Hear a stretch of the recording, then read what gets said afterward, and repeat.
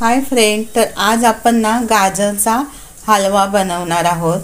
तर गाजर घेते वेळी असे लाल कलरचे गाजर निवडून घ्यायचे। हे बघा, गाजरचा कलर ऑरेंज असला पाहिजे तरच आपला गाजरचा हलवा चांगला होतो। तर आता हे ना मी सोलून घेणार आहे। तर इथे बटाटा सोलायचा असतं ना, त्याने आपण हे वरची साल ही काढून घ्यायची आहे।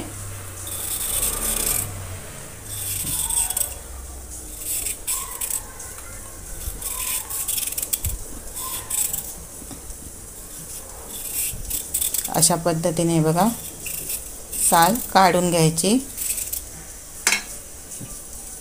आणि हे वरचं टोक आहे ना, हे आपण चाकूने कट करून घ्यायचं आहे।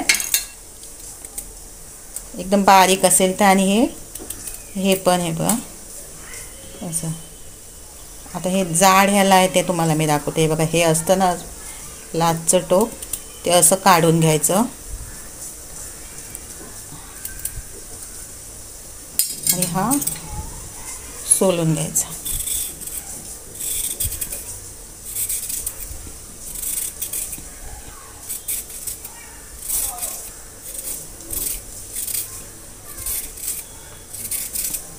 बघा, अशा पद्धतीने आपण हे सगळे सोलून घ्यायचे आहेत। थोडंसं कुठे खराब वगैरे असेल ना असं, तर चाकून हे काढून घ्यायचं। आता हे असे मी सर्व हे सोलून घेणार आहे। गाजर इथे मी सर्व सोलून घेतले। आता हे आपण गाजरांना किसून घ्यायचे आहे। तर इथं मी किसणी घेतली आहे आणि याच्यामध्ये आपण किसून घेणार आहोत। हे बघा, अशा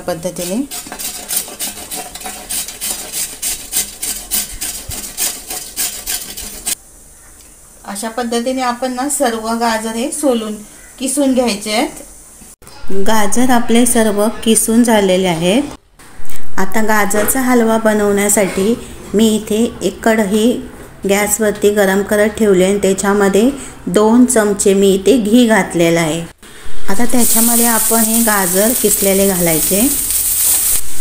त्यानंतर हे सर्व आपण चमच्याने मिक्स करून घ्यायचं आहे।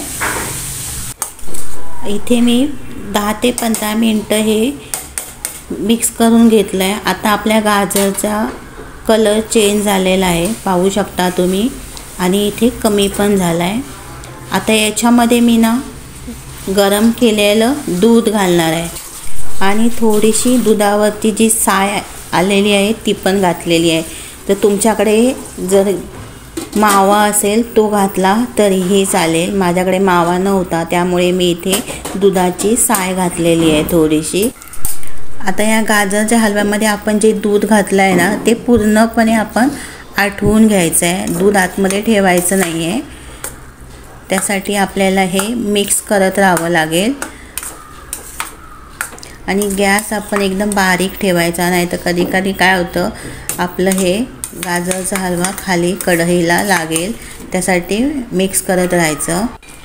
याच्यामध्ये आपण 1 चमचा वेलची पावडर घालायचे। गाजरच्या हलव्यामध्ये मी इथे 1 वाटी साखर घातली आहे। तुम्हाला जसं कमी जास्त गोड पाहिजे असेल त्याप्रमाणे तुम्ही साखर घालायची आणि आता हे आपण ना मिक्स करून घ्यायचं आहे। गाजरच्या हलव्यामधलं दूध आपलं सगळं आटून गेलं आहे आणि एकदम सुका झाला आहे। तर आता आपला हा गाजरचा हलवा ना तयार झालेला आहे।